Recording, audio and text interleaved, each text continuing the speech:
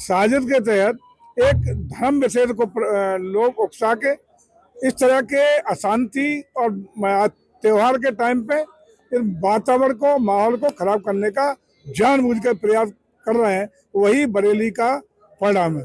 माननीय मुख्यमंत्री ने कहा कि जो भी बढ़ोतरी करेगा उसको डेंटिंग पेंटिंग कर दी जाएगी। इस पे डेंटिंग पेंटिंग नहीं होगी। अब देख लो बरेली में क्या हुआ, डेंटिंग पे कर दी तो ऐसी डेंटिंग पेंटिंग होगी। गुंडे किसी कीमत पर ही। सबका सम्मान है। लोकतांत्रिक व्यवस्था में सभी को बात कहने का अधिकार है, लेकिन किसी को भी कानून हाथ में लेने का अधिकार नहीं, किसी को भी अशांति फैलाने का अधिकार नहीं, किसी को गुंडे करने का अधिकार नहीं दिया सकता है।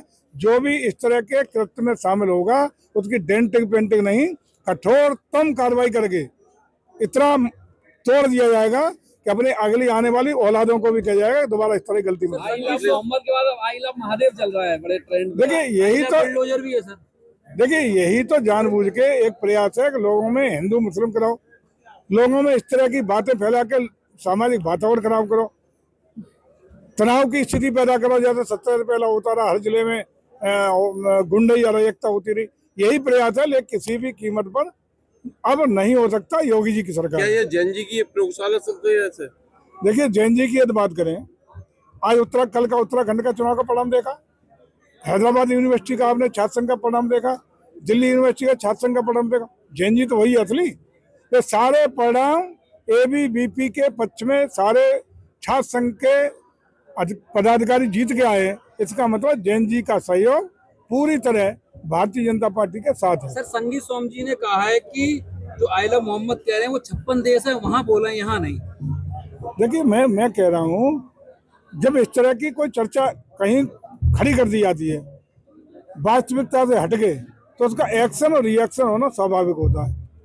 उसी की क्रिया प्रतिक्रियाएं आकर के समाज में अशांति फैलाने का काम होता है, और कोई एक्शन होता है तो उसका रिएक्शन भी स्वाभाविक है। सहारनपुर में दुखद घटना घटी है। मस्जिद के मौलवी हैं जो उन्होंने अपनी छात्रा के साथ लगातार रेप किया और उसे प्रेग्नेंट कर दिया। वो नाबालिग छात्रा है। सरकार इसमें क्या सख्त कदम उठा रही? सर एक वो मौलवी है मस्जिद के। कोई भी इस तरह का काम करने वाला व्यक्ति बचेगा नहीं। कठोरतम कार्रवाई आए दिन देख रहे होंगे। एक चौराहे पे कहीं किसी महिला के साथ, बालिका के साथ अगर दुष्कर्म का प्रयास करता है, छेड़खानी का प्रयास करता है, तो अगले चौराहे पे यमराज जी इंतजार कर रहे होते हैं। सर क्या लगता है सर, आजम खान जी जेल से रिहा हो गए, अब समाजवादी पार्टी मजबूत होगी? ये तो अखिलेश जी सवाल करना चाहिए। सर बीजेपी के लिए क्या नुकसान हो सकता है या कुछ? 12 से 17 तक आजम खान साहब संसदीय कार्य मंत्री और वरिष्ठ मंत्री के रूप में अखिलेश जी की सरकार में थे। लगातार पोस्टर असर क्या हुआ, क्या फर्क पड़ने वाला है? 17 तक वो भी तो सरकार में थे, वरिष्ठ नेता थे, संस्थापक नेता थे, पूरी ऊर्जा उन्होंने लगाई। तो परिणाम क्या हुआ? कोई परिणाम नहीं आने वाला। 27 नहीं, लंबे समय तक इंतजार करिए। अखिलेश जी बुड्ढे हो जाओगे, आपको सत्ता मिलने वाली फिलहाल नहीं है। ठीक है, thank you sir, thank you.